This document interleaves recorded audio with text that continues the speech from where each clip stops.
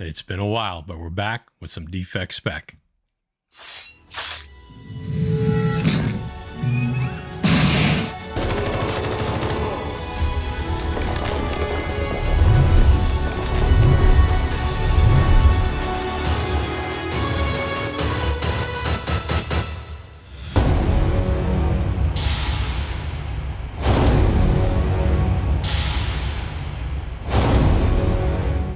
What is up, defects? Matt said it best. We are back with more defect spec. But before we get started, I have to throw out the disclaimer, guys. These are books that we are looking at. We are in no way, shape, or form telling anyone to go out and buy these books. It's books that make sense to us right now and that we are grabbing. So buy at your own risk and let us know what you think in the comments. All right, guys, we got 4 books that we're going to bring to you. Jay's going to bring his 2 first books first. Here we go. First up, defects, we got Strange Tales 178 from February in 1975, written and illustrated by the Cosmic Man himself, Jim Starlin. We all know Guardians of the Galaxy Volume 3 is coming. It's heavily rumored for Adam Warlock to be the villain of this movie. He was already hinted at. We saw the Cocoon. We've seen them speak his name of Adam in both movies. Why'd I pick this? All right, I picked it first because it's the first appearance of the Magnus, the evil version of Adam Warlock, and it's also a little bit of a double spec because it's the first appearance of the Universal Church of Truth and their leader, the Matriarch. So, rumor has it, guys, nothing confirmed yet, but the Guardians of the Galaxy Volume 3 will be based on Jim Starlin's The Magus Saga, which is an awesome read if you haven't read it. Takes place after the Infinity War. Gunn has said fans will have to watch the Guardians of the Galaxy Holiday Special, which comes out December of 2022, to fully understand the Guardians of the Galaxy Volume 3. The Holiday Special will be in canon and take place between Thor, Love and Thunder, and Guardians of the Galaxy Volume 3. So that leads to other rumors, right? So it's heavily rumored that Pip the Troll and Star Fox, aka Eros, Thanos' brother, will appear in the end credit scenes of the Eternals. Their first appearance is, Pip's first appearance is Strange Tales 179, and the second appearance of the Magus. Guys, this makes perfect sense. If Adam Warlock is going to come in as a villain, why wouldn't they do him from the future, an evil version of him, and make him good? He's going to be a huge character in the MCU. Also, Star Fox, aka Eros, the brother of Thanos. You could find his first appearance in Captain Marvel number 27 and his first cameo in Iron Man 55, which we all know is the first appearance of Thanos. So, with Guardians of the Galaxy Volume 3 coming along, and Adam Warlock heavily rumored to be in it, not casted yet, we all know Marvel's heading in this cosmic direction. And how are they going to do Adam Warlock without the Magus? Matt, what do you think?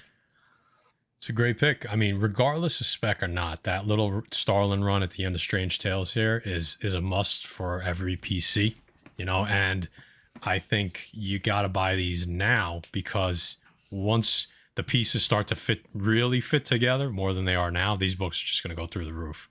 I think it makes complete sense the way that we saw the Cocoon teased.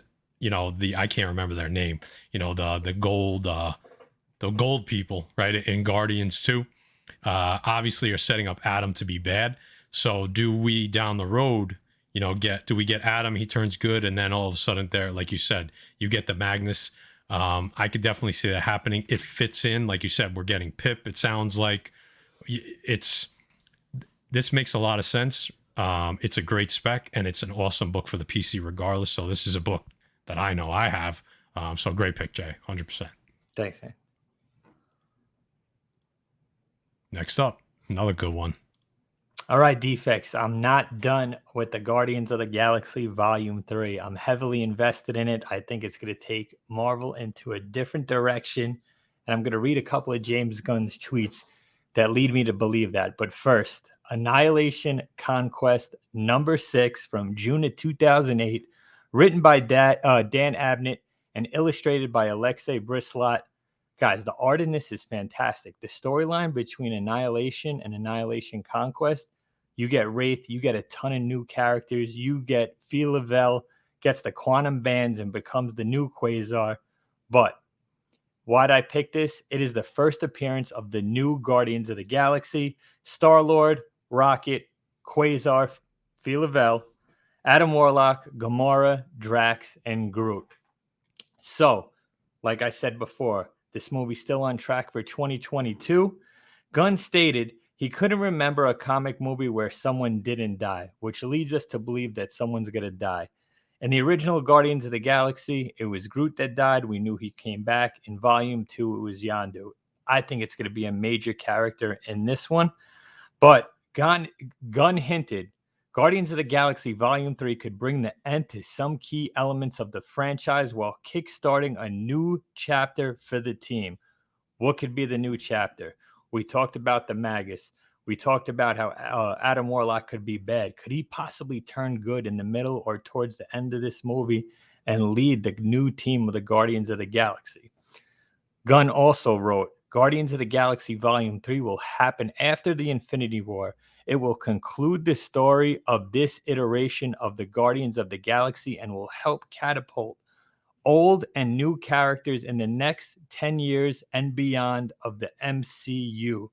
So, guys, a book, it's not cheap, but it's not expensive. It's the middle of the road book. Last sale in a 9.8 was this month at $350. The 90-day average is $311. A raw book near mint is anywhere from $65 to $80.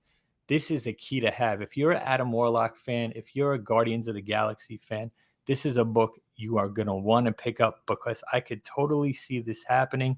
They want to change a pace. Adam Warlock could do that. If Phyla-Vell is introduced, which he's supposed to be introduced, and becomes the next Quasar, like we've seen Kevin Feige do with Taskmaster, they could totally skip the original Quasar and make Phyla-Vell this Quasar. It's a book you are going to want to grab. Everybody's thinking about all the movies and shows that are coming out this year. If you really want to spec, think about what's coming out in the future. We know it's Guardians of the Galaxy. We know they're headed in a cosmic direction, and this is a book that I am definitely picking up whenever I see for a good price. Man, we know where Jay's headed, right? We know that he thinks cosmic is the way, and I think he's right. A lot of great facts there. That's what we try to do with these spec videos. We don't just throw things against the wall and hope something sticks. Like, we try to gather facts to see what direction things are going in. Sometimes we get it right. Sometimes we get it wrong. This was a lot of homework. A good job there. Yeah, I mean, I think you're 100% right. Unfortunately for Wendell Vaughn, he might get skipped over for Quasar. I'd be a little upset about that, but I think any Quasar is good. But yeah, this is a direction. I think you could get a new Guardians team. Why not? Because it's going to be cosmic heavy, Phase 5 and Phase 6. So I think this makes a lot of sense. Two great picks there, Jay. Definitely. Yeah, thank you, man. The thing for me was Gunn saying that it's going to be both old and new characters that are going to catapult the Guardians of the Galaxy into the next 10 years of the MCU. This could be that. I love it. It's a great pick. Before I get to my two picks, we're going to take a quick break here, talk about two things real quick. You know, we have our campaign going on with Dynamite. We have Vampirella vs. Reanimator #1 Defects cover, our exclusive. You know, it's up on the screen right now. If you want to, fund it, link's going to be in the description. Click on it, go over, get some of the covers. I think they're awesome. It's fun. It's for us, for the community. Hey, we made it. The Defects are on the cover of a comic book. All right. #2, real quick. King Khan is coming up. New York, where is that? New Jersey. It's going to be September 25th. Our buddy Greg's put on a great show. It's going to be all members of the community. This is going to be great. If you're in the area on that weekend, stop by. The Defects are going to be there filming. We're going to be covering it. It's going to be fantastic. The whole community is going to be there from the Northeast. Come and hang with us. It's going to be cool. All right, let's get back to these books. So I like what Jay did. He had some moderately priced books. So we wanted to get everyone involved here. So we're going to give you two cheap books, right? So here we go. Spectacular Spider-Man #178 from Marvel in 1991. Okay, guys, this is the first appearance of Dr. Ashley Kafka. Dr. Ashley Kafka was, she ran Ravencroft Institute. She was heavily known for that. She has ties to Vermin, Vulture, Electro, Carnage, Chameleon, Doc Ock, Massacre, which, as a character, I was just telling Jay before, I hope they do a Massacre in the MCU or in Sony at some point. So we all saw Venom 2. We seen the trailers. We saw Ravencroft in the trailer, right, Jay? Yep, absolutely. Okay, so we saw a woman with a lab coat on. A lot of similar features to the character in comics, Dr. Ashley Kafka. Not saying that character was her, but it makes sense that if they go down, if they really dig into Ravencroft, or if there's obviously going to be a Venom number 3. If they start working in, we know the Sonyverse, Morbius, Craven. We know a lot of that is going to get worked in and eventually become canon with the MCU. So if they really start working Ravencroft, which it seems like they could, right? There's so many villains that have come out of there that have got, that have been in there. It seems like a bit, Norman Osborn. Like there just seems to be a lot of ties to not at least give this book a grab when you see it. It's a cheap book. Jay and I find them all the time for $1, $2. So there's a lot of good evidence behind it. This is, like I said, it's a cheaper spec, so it's lower risk, but a higher reward, because if this book pops, could it be, it's not going to be a main character, I don't think, but it's a character that I think that people would scramble for to try to find this, and overnight this could become a $30, $40, $50 book.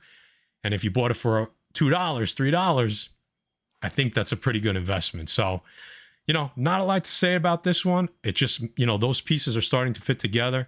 Books that I have several copies of. I pick them up when I can. So, Jay, what do you think? Nice and simple for you. I love it. You talk about me doing homework. That's doing homework. Like you said, she has ties to Venom, Carnage, Electro, right? Pretty much all of the Sinister Six.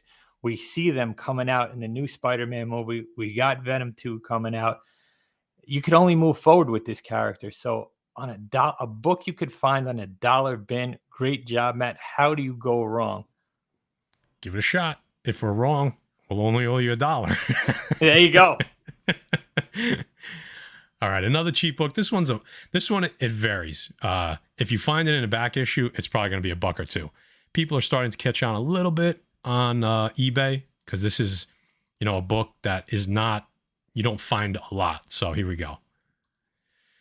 Marvel Team Up number 2. That's the 3rd volume, and this is obviously from Marvel 2005.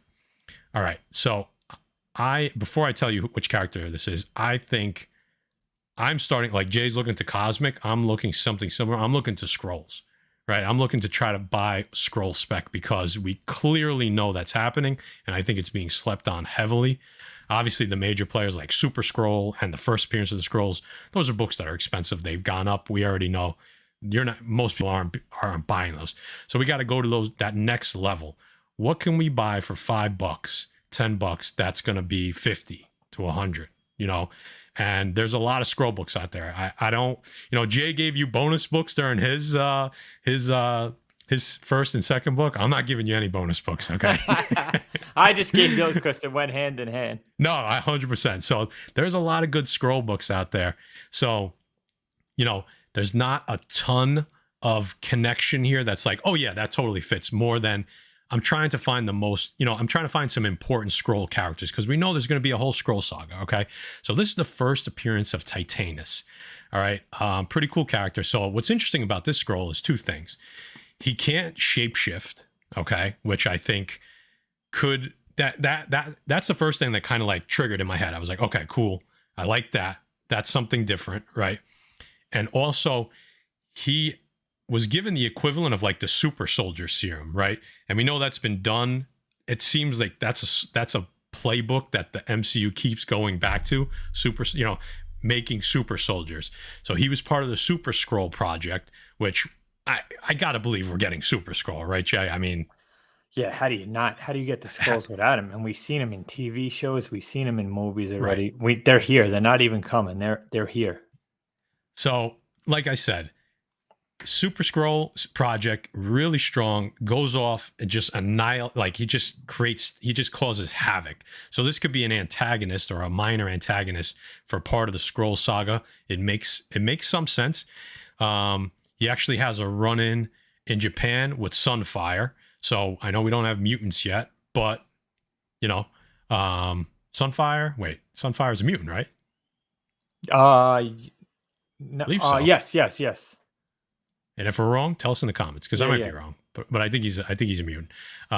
So that's interesting. He also has a run-in with the Defenders, and people are starting to think that the Defenders are coming. Doctor Strange, Superman, Hulk, Wolverine, She-Hulk, Miss Marvel, Nova. That iteration of the Defenders, not the original. Wait, who knows what? Superman. Oh, I said what I say. Superman. I meant Spider-Man. Sorry. Oh God, it's been a long week. So. We know we have a feeling that Defenders are coming in some iteration. We don't know. So again, there's not a ton of ties here, but I like the character because Skrull, an antagonist, super soldier serum, can't shapeshift, and it's a cheap book. So, like I said, I'm trying to buy up all like major Skrull characters, and this is one of them. Jay, what do you think, bro? Oof. Not only is it an awesome cover, right? That Spidey Wolverine cover. Definitely. But it's a cheap book. And it's worth rolling the dice on to me. Like I said, guys, this is our disclaimer. This is books we are picking up because, like I just said, and Matt said, the Skrulls are here. We know they're a big part of the MCU now. We don't even know who's Skrull and who's not at this point, right? So another great pick. Matty Forge, always on point, bringing you cheap books that make a ton of sense. Defects, I hope you enjoyed. Again, these are books we are not telling everyone to grab. This is books that make sense to us that we are grabbing. If they make sense to you, pick them up while they're cheap, right? Give it a shot. If not, we get it. Hit that like, subscribe to the channel, hit that notification bell, leave a comment in the comment section. Let us know what you think. Let us know what books you're picking up, what you're specking on.